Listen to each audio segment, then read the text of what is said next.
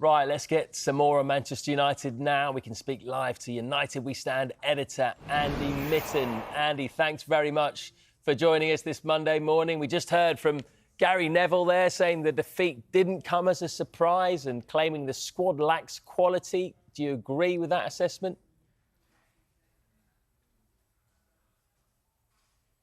I don't think the defeat came as a huge surprise, given that it was the fourth time Brighton have beaten Manchester United in the league in a row. It's still early on in the season, but I can't pretend that I'm far less optimistic than I was when I came back from the pre-season tour in the United States. You've seen the goal there and seeing Manchester United's defence at odds with each other. And a lot of the players are just not playing to the level they did last season. So again, here you see Lisandro Martinez, one of the best players last season. He started this season poorly. He has come back from a serious injury. I think you've got to take that into account. But Casemiro, arguably the best player last season, not playing well. Brighton were excellent. Brighton are excellent. They were fantastic and unlucky to lose the FA Cup semi-final back in April against Manchester United.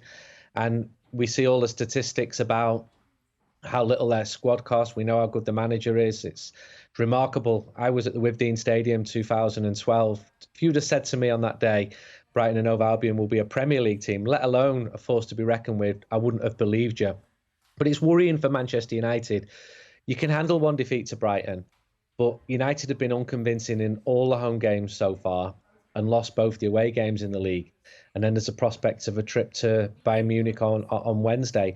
There's so many issues going on at the club, on and off the field, that while the fans are supportive and still supportive with Erik ten Hag because it's early on in the season, people are clearly worried. Yeah, clearly worried. And it's 3 defeats in 5 league games, the first time that's happened in the Premier League era. Ten Hag says they aren't in crisis. Would you agree with that? Are they not quite at crisis stage yet? But how do they ensure they don't get there? By winning football matches, I don't think it is a crisis. But each time Manchester United don't play well and fail to win a match, then people become more alarmed. Even in the victories against Wolves at Old Trafford, when Wolves were a far better side, or coming from 2 goals behind against Nottingham Forest, there was concern there from the supporters. I think Ten Hag has the backing of the vast majority. I think every football manager has a rough spell, and he's having a rough spell. And that happens. I remember in '89, that was the last time you have to go back for a season which started as badly as this one in terms of defeats. It got even worse, and that was when Sir Alex Ferguson was in charge. And by the December, the fans wanted Sir Alex Ferguson out, and Manchester United were a mid-table team, as they are now. They started last season badly. They've started this season badly. Then players can't have just become poor players. The new signings have got to be integrated. I also think United have been quite unlucky. That goal, which wasn't given at Arsenal when Garnacho was a fraction offside, again on Saturday when Rasmus Højlund scored a very good team goal, except it wasn't given because of VAR. United are not getting the breaks on the field at the moment, and that can change quite quickly as well. A few wins can lift the confidence. After the game in Munich, there's a run of 4 home games in League and Cup, and Manchester United simply need to start winning. There's no other solution to this, because even if they win by playing badly, the mood does lift. It's all about the results. Yeah, you mentioned, Andy, there that the majority of fans are still behind Erik ten Hag. But is that starting to change slightly? Because it felt as though not too long ago he had the vast majority of support and pretty much everything he did was supported. Whereas now, just some murmurings when he substituted Rasmus Højlund the other day. There was some boos. Some fans maybe even questioning his disciplinarianism with some of the decisions he makes off the field. Is that fair? I think it's absolutely fair for fans to critique their team. They've paid good money to watch them. They're allowed to praise and criticise, and whether that's the player or the manager, I think players and managers get that. That's fair game. It's only when it crosses into the personal that it becomes more of an issue. I think United fans have been very supportive of Erik ten Hag. He did a very good job last year.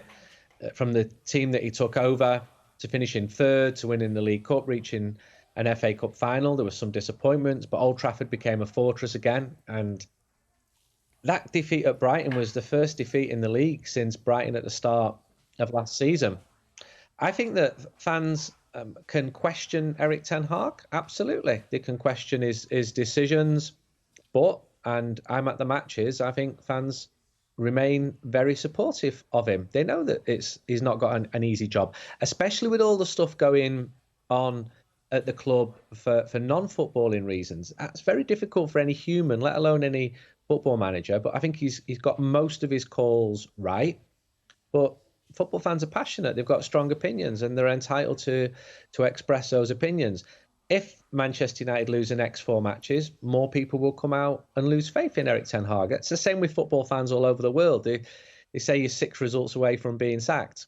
I don't think there's any prospect of Erik ten Hag losing his job at the moment, but Manchester United need to start winning matches.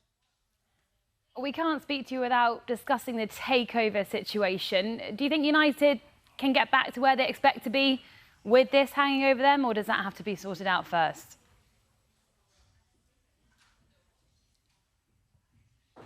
I think when you say hanging over them, I think that's quite right. This is the cloud that refuses to go away. When the announcement was made last November that the club were looking into a strategic review, fans, naively or not, thought that Manchester United was going to be sold and it would happen within weeks or months. And 10, 11 months down the line, nothing has happened there. And it's a cause of massive frustration because it leads to uncertainty. It leads to division among fans as to what they want next.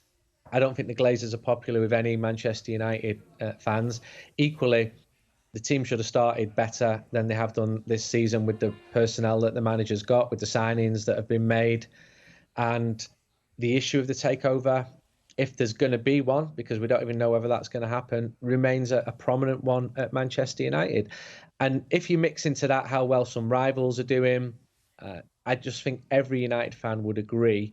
And in fact, a lot of the people within the club would agree it is time for change. The Glazers have had their time. And the fact that they don't communicate to fans makes it even more frustrating because nobody knows what's coming next. Is the club up for sale? Yes or no? We hear so many conflicting stories. So many stories are leaked and briefed and fans are none the wiser. I cannot say now, and I speak to people on all sides, whether Manchester United will be sold or not. And what they do know for sure is coming next, though, is a big game in Munich on Wednesday. So looking forward to that. Andy, thank you so much for coming on. We'll speak to you again very soon.